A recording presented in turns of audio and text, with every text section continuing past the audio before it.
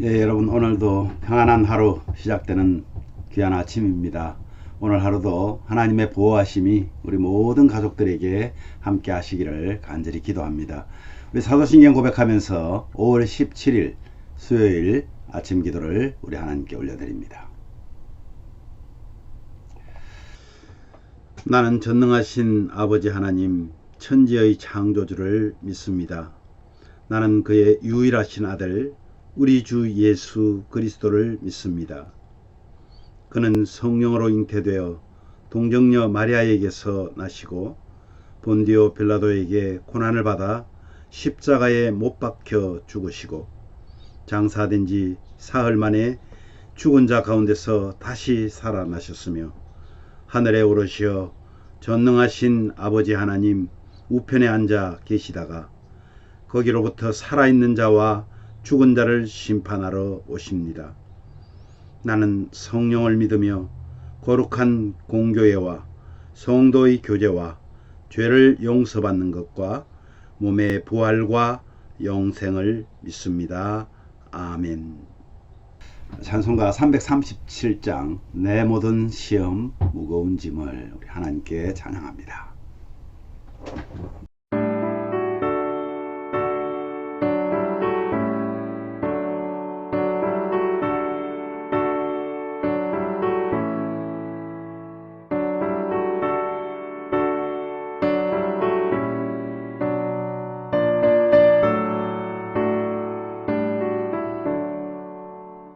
내 모든 시험 무거운 짐을 주 예수 앞에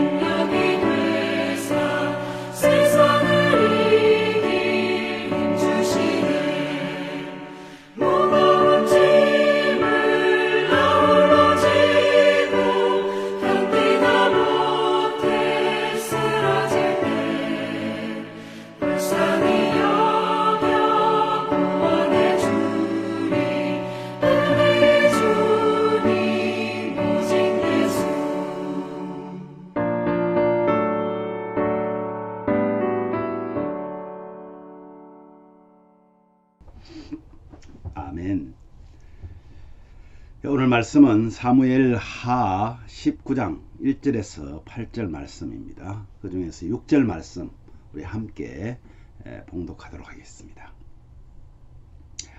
이는 왕께서 미워하는 자는 사랑하시며 사랑하는 자는 미워하시고 오늘 지휘관들과 부하들을 멸시하심을 나타내심이라. 오늘 내가 깨달으니 만일 압살롬이 살고 오늘 우리가 다 죽었다면 왕이 마땅히 여기실 뻔 하였나이다. 다윗이 이 압살롬을 인해서 슬퍼합니다. 그날의 승리가 모든 백성에게는 슬픔이 되고 말았습니다. 반란을 일으킨 압살롬을 죽였다는 것 때문에 그렇습니다. 요압은 왕의 이러한 행동이 너무나 못마땅했습니다. 그래서 그는 왕을 미워하는 자는 사랑하고 왕을 사랑하는 자는 미워하는 것이 이것이 맞느냐고 왕에게 한탄을 합니다. 그러면서 부하들의 마음을 유라하지 않으면 모두 왕을 떠나고 말 것이라고 협박하면서, 그래서 결국은 이제 다윗이 성문에 앉아서 백성들을 위로할 수밖에 없는 그런 난감한 처지에 지금 처해 있습니다. 여러분, 공과 사를 구분하는 것은 지도자의 덕목이죠. 전투에서 승리한 다윗 군대는 거기 공로에 따라서 보상과 한대를 받아야 마땅합니다.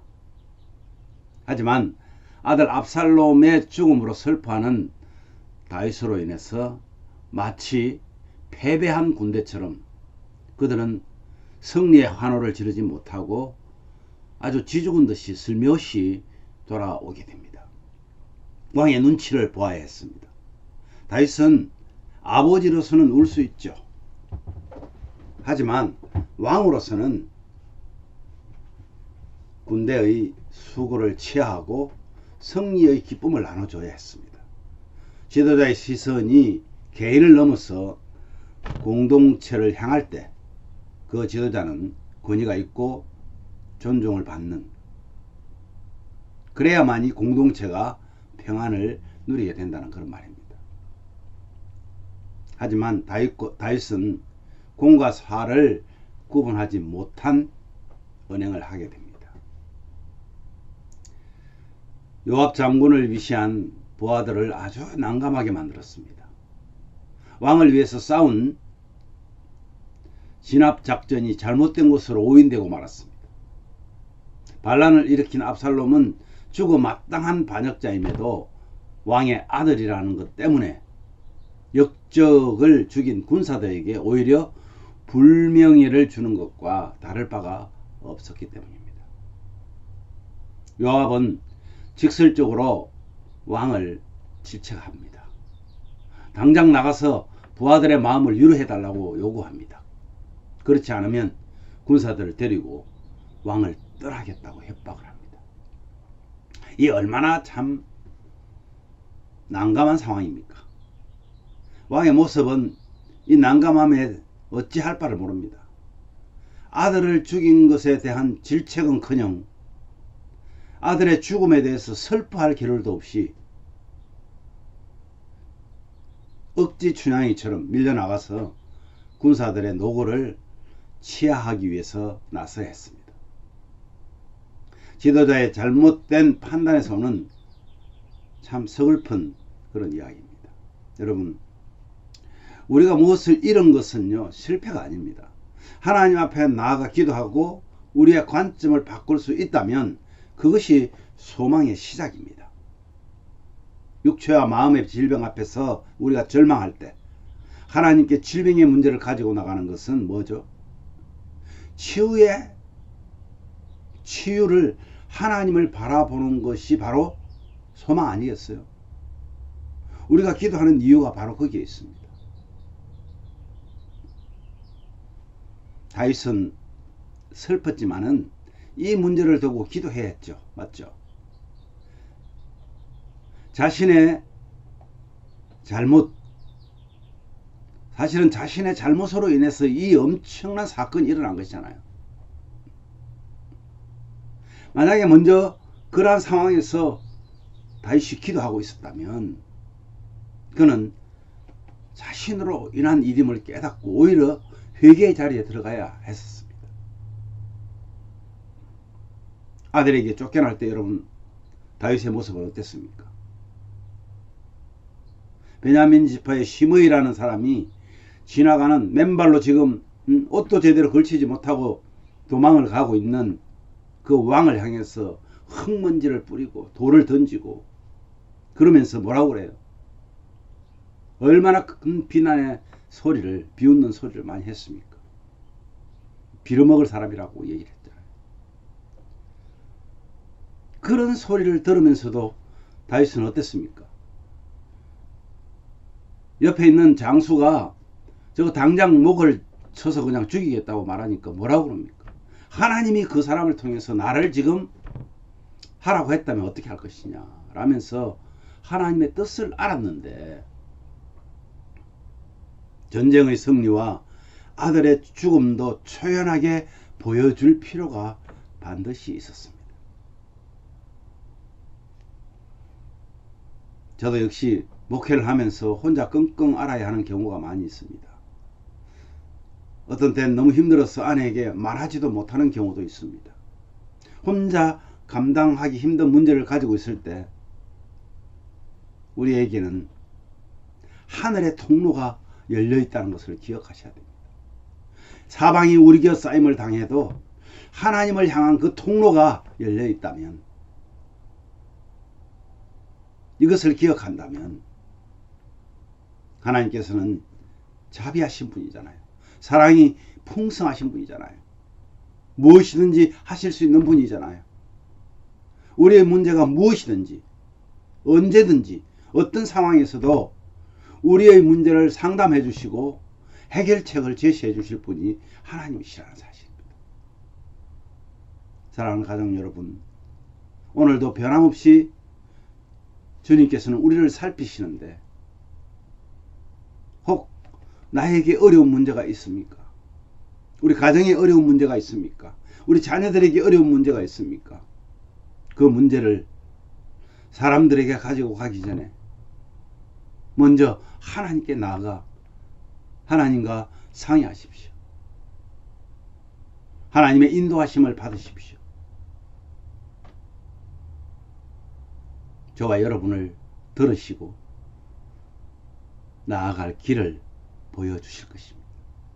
오늘 그런 하루가 저와 여러분의 가정에 진행되기를 주님의 이름으로 축복합니다. 우리 오늘 말씀 생각하시면서 우리 함께 기도하면 좋겠습니다. 우선순위를 바로 알고 생각하고 말하고 행동하는 그런 믿음을 달라고 기도하십시오. 날마다 주시는 말씀을 통해서 우리의 신앙이 점점 성숙해지고 주님 기뻐하시는 그런 일꾼 되게 해달라고 기도하십시오. 육신적으로 영적으로 연약한 우리 성도들의 그 연약함이 회복되고 사랑이 넘치는 우리 예배자들을 매일매일 기쁨과 감사의 날 되게 해달라고 기도하십시오. 오늘도 승리의 깃발이신 여호와 니시의 하나님 아버지께서 영광 받으시는 또한 우리의 가정이 되게 해달라고 우리 함께 기도하겠습니다. 제가 먼저 기도한 후에 여러분 자유롭게 기도하십시오. 기도하겠습니다. 하나님 아버지 감사합니다. 우리는 때로는 하나님 앞에 우리 자신을 맡긴다고 말하면서 공과 사를 구분하지 못하여서 난감한 처지에 당하는 때가 다윗처럼 우리도 얼마나 많은지 모릅니다. 우리가 힘들고 어려울 때 하나님 우리 자칫 우리의 생각과 판단이 흐려질 때 성령께서 우리를 붙들어 주시고 우리의 판단과 우리의 생각을 인도하여 주셔서 정말 우리를 통해서 다른 사람들이 아픔을 당하지 않고 피해를 당하지 않도록 은혜를 더하여 주시기를 원합니다. 우선순위를 잃어버리지 않게 하시고 온 세상이 깜깜하고 우리 주위를 우겨싸움을 당하였다 할지라도 하나님을 향한 통로가 있다는 것을 기억하고 정말 우리가 생각하고 말하고 행동하는 순간순간이 주님과 연결되어 있음을 깨닫게 하여 주시옵소서. 그런 믿음을 가지고 살아가는 우리 모든 가족들 되게 하여 주시옵소서. 날마다 주시는 하나님 말씀 통해서 우리 신앙이 멈춰있는 것이 아니라 점점 자라고 성장하여서 하나님 기뻐하시는 그런 일꾼 되게 하여 주시옵소서. 연약한 성도들이 회복되고 영적으로 육적으로 건강히 회복되어서 정말 하나님 앞에 예배하는 것, 하나님의 예배자로 살아가는 것이 기쁨과 감사가 되게 하여 주시옵소서. 오늘도 승리의 깃발이신 하나님의 그 깃발이 우리 가정 위에 꽂혀서 날마다 하나님이 주시는 은혜를 공급받고 어려운 세상에서 승리의 날을 주님 앞에 올려드리는, 날마다 하나님을 높여드리는 그런 가정들이 다 되게 하여 주시옵소서. 존귀하신 예수님 이름으로 기도하옵나이다. 아멘.